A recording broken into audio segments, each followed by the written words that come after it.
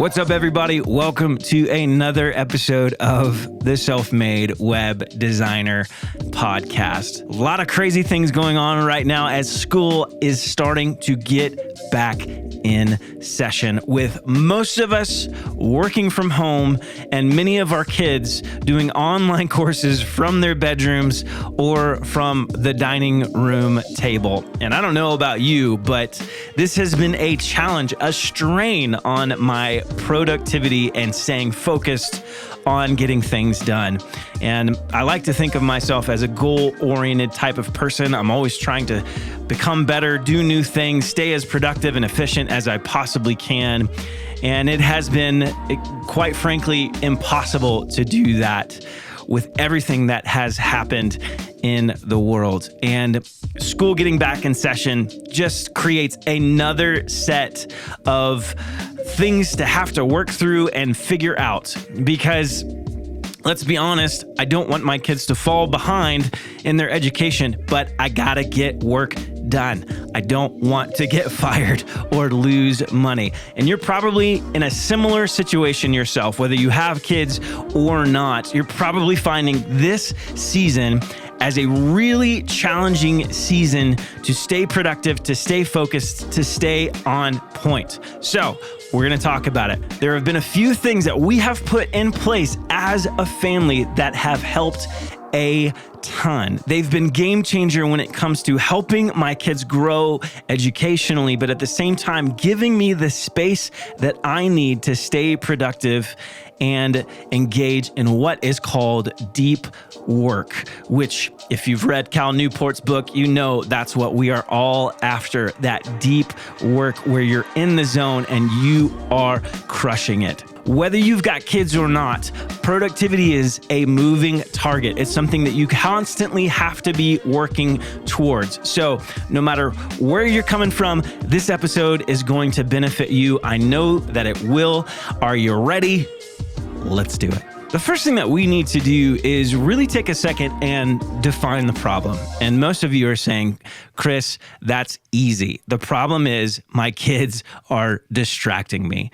They are going to class online in the room that is adjacent to me and interrupting me every 30 minutes, either with a technical problem on their computer or within their classroom, or they just don't know how to get something done. And listen, I get it, but here's the deal. Most of the time, the real issues lie just underneath the surface. That's why in relationships, when you get into an argument about putting the toilet seat down, you're not really arguing about putting the toilet seat down, right? There's more to it than that. And so if you really want lasting change or being able to get past this issue, you've got to be sure that you really look at what lies beneath the surface. If you don't, you just put a Band-Aid on it, right? A lot of people do this when it comes to social media, okay? And they've got apps where it blocks out certain sites that you go to, or certain apps can't be used for more than a certain amount of minutes per day or whatever. And those are great tools. But what I have found, if you don't address like what's actually happening in your heart, in your mind, in your process of thinking, like you're gonna find something else to get distracted with, right? You know, like there's always something else that's out there. So if you blame the symptoms and not the root cause, you will forever be trying to figure out how to stay productive. And then this goes on to whether or not you have kids, whether or not you're working from home, or any other situation, right? You've got to take a second and you've got to look at what actually lies beneath the surface. There are two parts to our problem here when it comes to distraction. The first is the obvious. That's the external stuff. That's kids yelling at you. That's, your toilet getting clogged and you having to get up from a meeting and go fix it because you apparently are the only one who knows how to use a plunger in your house. And then there is the internal problem. And that's what's going on the inside of you, right? All the thoughts, all the feelings, all of the emotion that is carried when it comes to trying to do something and stay productive, but being unable to. And there's a lot to both of those, but the more complex one is the internal problem. And to be honest, if you can take care of the internal issues first, the external issues get taken care of a lot more easily. And one of the first internal things that I have had to figure out in myself is something called self-compassion. There's a great book by Nir Eyal called Indistractable, and he talks about a study that they did when it comes to people who had self-compassion. And this is what they found. An individual's level of self-compassion had a greater effect on whether they would develop anxiety and depression than all the usual things that tend to screw up people's lives, like traumatic life events, a family history of mental illness, low social status, or lack of social support. So one of the key things when it comes to staying productive is self-compassion. Let's talk about what we mean by self-compassion. Self-compassion means giving yourself grace when you're not able to get as much done as you would like to get done, or when you mess up intentionally, when it's your own fault. Right? Like there's nobody whose fault it is other than you, and you just decided you're going to go on Facebook and you're not going to do the work that needs to get done. So what they found is that people who are really hard on themselves when it comes to productivity tend to stay in this downward spiral of lack of productivity. You get distracted, you're hard on yourself, so you avoid it and you go to Facebook.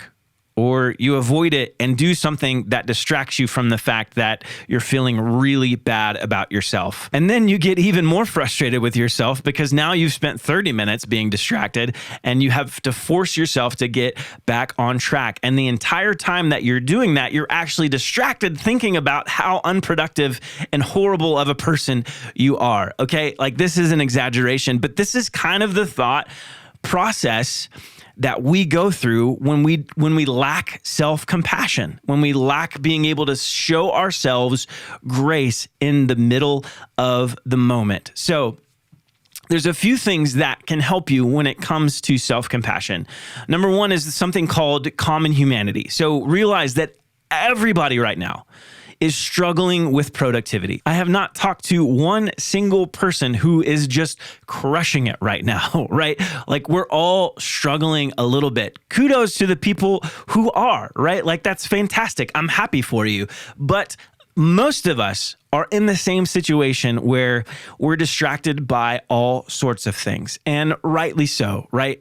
None of us have ever experienced a season like this where we don't know what's going to happen from one day to the next. Life as we know it is very unstable. Plenty of people are without jobs. We don't know whether our cities are going to go back on lockdown, whether the coronavirus cases are going to come up again, whether our kids are going back to school in a month or maybe even this year. Like who knows? And so all of those things floating around in your head cause you to just be distracted. So it's very common. Most of us deal with it. And knowing that everybody else kind of feels this burden is actually helpful, because it's actually an unhelpful truth to think that you're the only one who is sucking at it right now, right?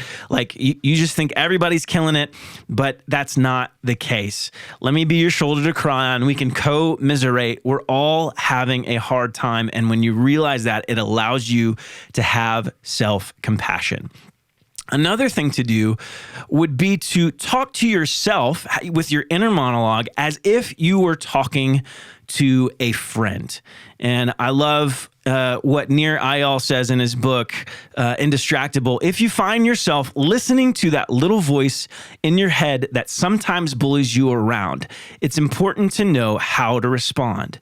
Instead of accepting what the voice says or arguing with it, remind yourself that obstacles are a part of the process of growth. We don't get better without practice, which can be difficult at times. A good rule of thumb is to talk to yourself the way you might talk to a friend. Since we know so much about ourselves, we tend to be our own worst critics. But if we talk to ourselves the way we help a friend, we can see the situation for what it really is. Telling yourself things like, this is what it's like to get better at something, and you're on your way, are healthier ways to handle self-doubt. So there's a couple of things in that. Number one, don't ignore the fact that you're distracted. It's silly just to wish it away with positive thinking. We all know it's not tough to comprehend we're distracted. We're not getting as much work done as we used to, right? So you don't ignore it. You don't argue with it. You don't make yourself feel bad for it. You look at it for what it is, and you say, let's have another thought. Let's think something a little more productive. This isn't a burden to me. This is actually something that's in my life that will help me to grow. And so that leads me to the next thing that is important for the internal struggle that we deal with when it comes to distraction, and that is perspective. Your perspective on how you look at this season will really make a huge difference in how productive you are feeling. At first, I was frustrated. I was mad that I had to work from home and that my kids were interrupting me. But then I began to look at things a little bit differently. I have a 7-month-old, and pretty much from the time that he has been born, I've been working from home. While that's distracting, that's also pretty cool. I've had the opportunity to watch little milestones happen in his life where I would not have had that opportunity had I been going to an office every day. Another part of it is that I can actually be more engaged and interactive when it comes to my kids' schooling and their development. And so I'm able to see things that I've never seen when it comes to their growth. And that helps me as a dad know how to help them grow in the things that they are trying to do. And it's been a lot of fun. And I only say that it's fun after the struggle of saying that this is horrible, right? Like my perspective has changed. And so my wife and I talk about, we strategize different ways that we can help them learn how to help themselves. And so it becomes like this game. It becomes like a business, the business of helping my kids learn how to do schoolwork on their own without needing my help every 30 minutes. So I want to encourage you to do that yourself. And we talk a lot about gamifying different things that we do as web designers or product designers or developers, right? It makes it fun. So gamify your productivity with your kids. Figure out different things that you can do. We've created a chart system for all of our goals and milestones as a family. And when we hit certain milestones, we get prizes, right? One of the prizes is we go get ice cream, right? Nothing crazy. Another prize is that we're going to buy a basketball goal and everybody gets a brand new pair of tennis shoes so that we can be better basketball players, right? But in order to do that, we have to hit certain milestones. So we put milestones that are going to help us keep from being distracted while we're working. So that's just a few ways to do it. There are plenty of other ways, but suffice it to say, the way that you look at this season will determine your success on the other side of it. We have a unique opportunity and we can't waste this moment with our families.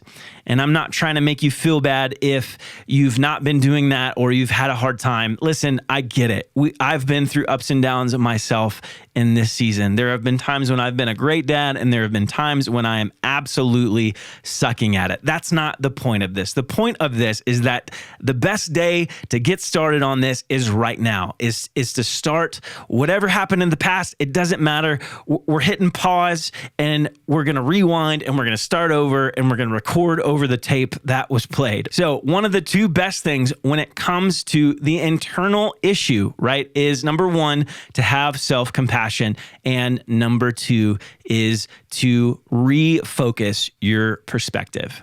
Let's talk about the external problem, the one that we all realize is there. And that's the fact that every 30 minutes, somebody needs your help or something is distracting you.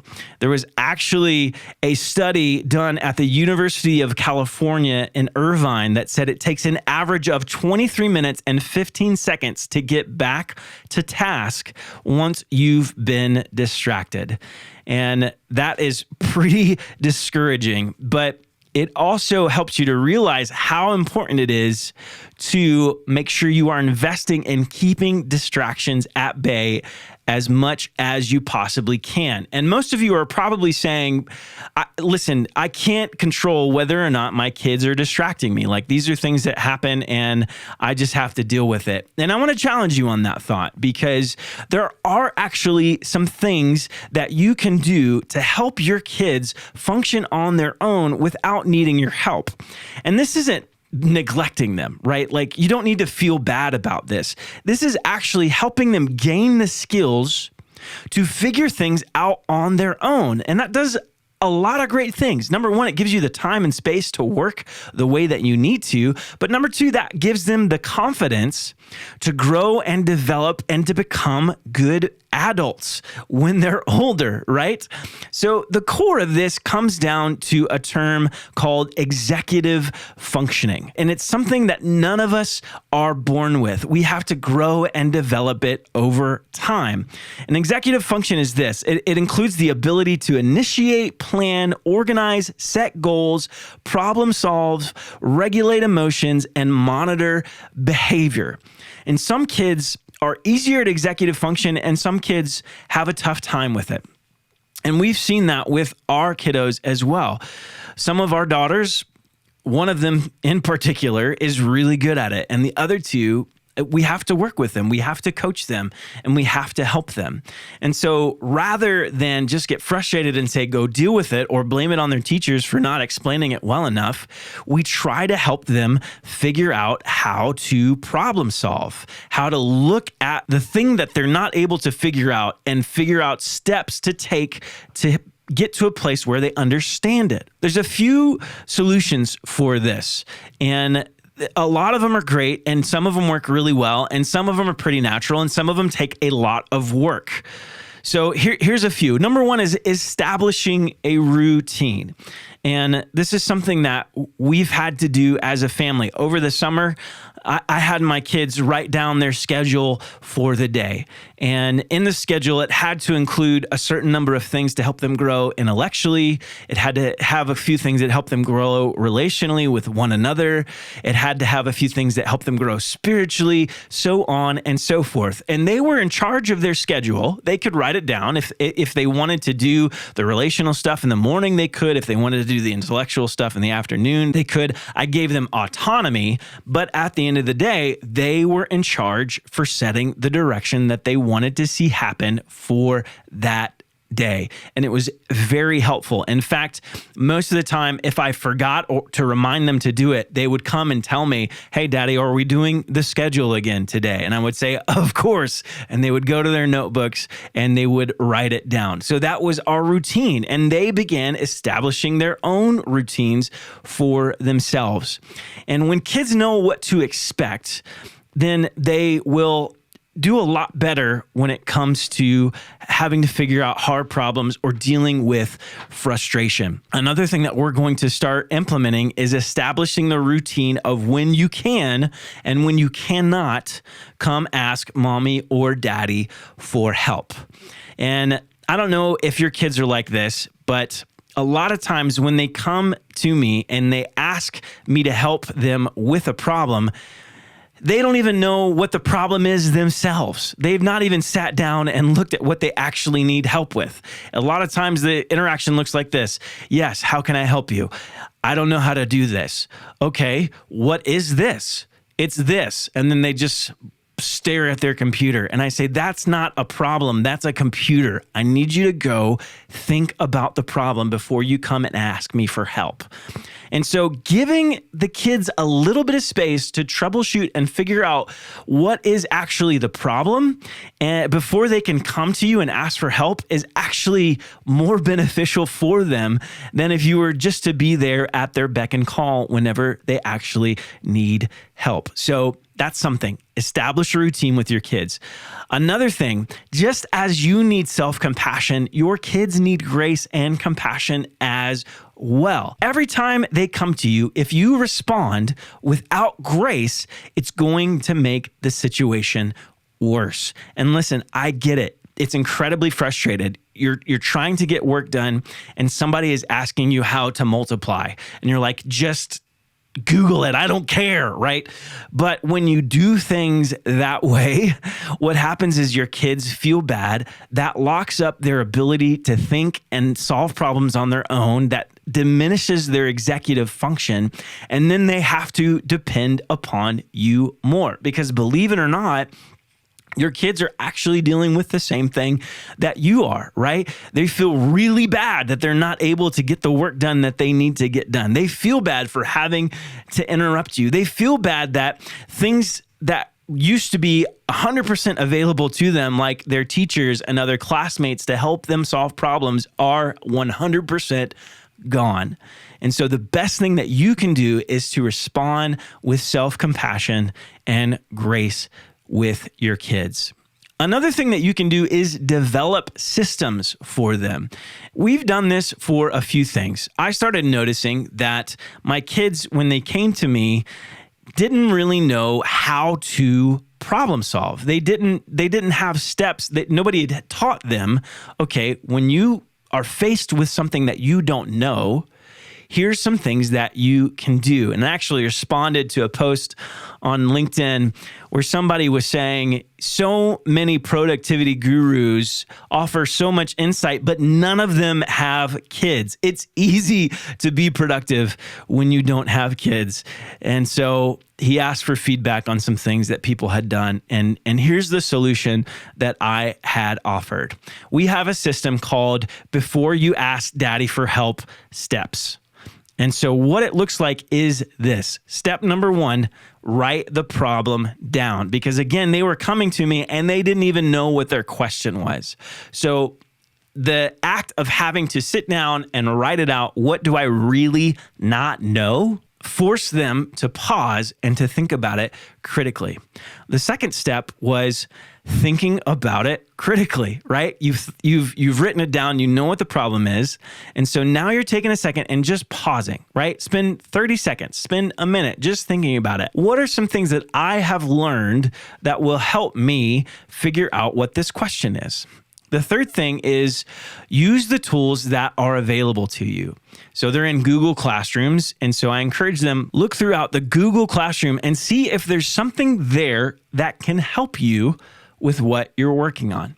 Another thing I tell them to do is to Google things. Nothing like having all of the world's information at your fingertips. And that is still available to my kiddos, but it's a skill we have to teach them. I have to teach them how to search for things. I have to teach them how to ask for certain things. For instance, my 7-year-old, a lot of times when she's reading a word that she's not seen before, if she doesn't know the definition, she doesn't feel like she can go on. She has to know the definition of the word that she's never seen before. And so I had to teach her, here's how you look for the definition of words, right? And that's kind of tough because she doesn't really know how to spell very well. And so typing in Google is really tough, but thank God for Google Home, right? Because she now knows she can say, okay, Google, what's the definition of acclamation, right? And this is seriously the things that she's having to look up because she is in the gifted classes. So that's step 3. Look for things that are available to you. Number 4, make your best guess. And I have to be really careful with this one with my kiddos because sometimes guessing means literally just pulling out things from the air. And I have to specify, no, this is an educated guess, right? You're taking the things that you've learned and you're trying to put that into your best effort.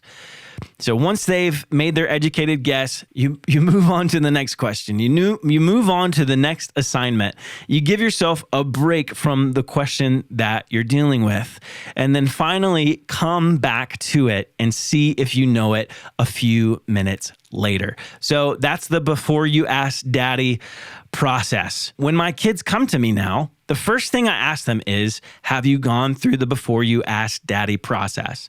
And if the answer is no, then I send them back on their way to try to figure things out. And it's cut down the amount of time that I am interrupted significantly, right? It's gone from every 30 minutes to maybe once every hour or every hour and a half. It is very effective. And I want to encourage you to put something like that in place as well. It doesn't have to necessarily be that you're going to know your kids better than I would, but a process to help them problem solve and troubleshoot will go a long way, not just in this season, but for the rest of life.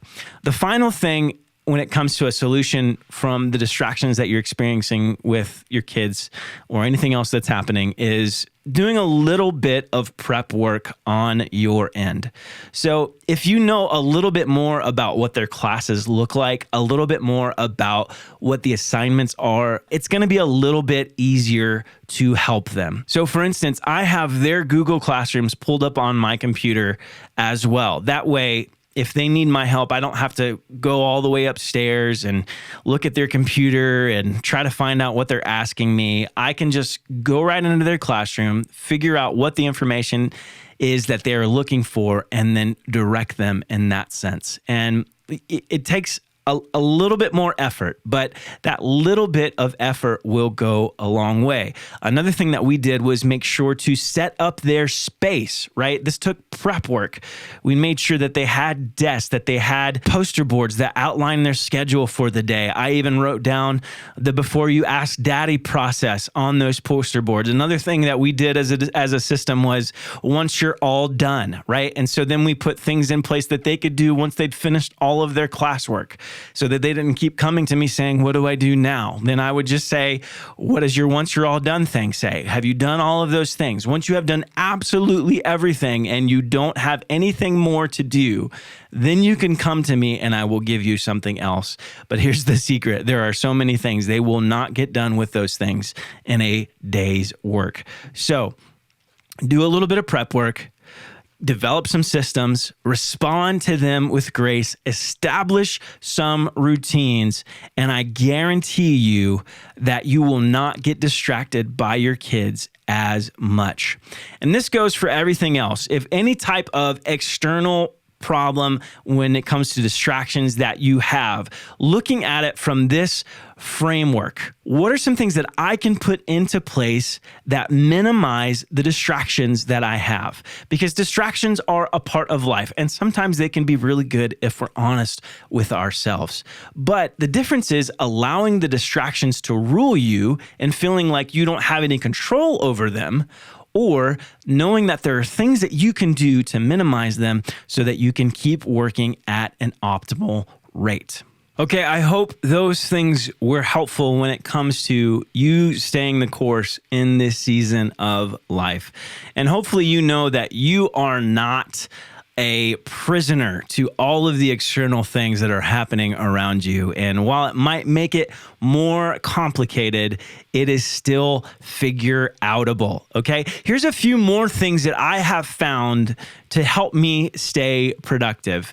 One of them is called Cave Day. And I actually was on a Zoom call where somebody took us through what they do at caveday.org. And what this is essentially a group of people on a Zoom call who are holding each other accountable to stay focused and productive. So you meet with a group of people, you have an instructor that takes you through a few things to help you focus and get clarity about what you're going to be working on. And then everybody just gets started. And then in 45 minutes, they ring a bell and you're able to say, I was able to get this done or I wasn't. And it was actually incredible incredibly effective when it came to getting stuff done. I was able to get more done in 45 minutes than I had in a long time. So check that out, caveday.org. Another thing is called Focusmate.com. And it's the same concept, but instead of doing it in a group setting, you're actually doing it one-on-one. And there are people who sign up for time slots, and then you pick a person, a mate, and then you get together, you share what it is that you're going to be focusing on with one another, and then you just get started. And as silly as that seems, having the accountability of another person who doesn't even know you and probably doesn't care if you even stick to what you said that you were going to get done, right? It does something to help you stay focused and stay on task. And I found that for myself, I need something like that. I need somebody that I can look up and go, okay, well, they're still working and they're still going after it. So I'm going to do that myself. So check out those two resources. We'll leave links in our show notes and you can check them out as well. All right. I hope that you have benefited from this episode and all the things that we have tried as a family. The most important thing I want you to know is you're doing just fine. You're being intentional.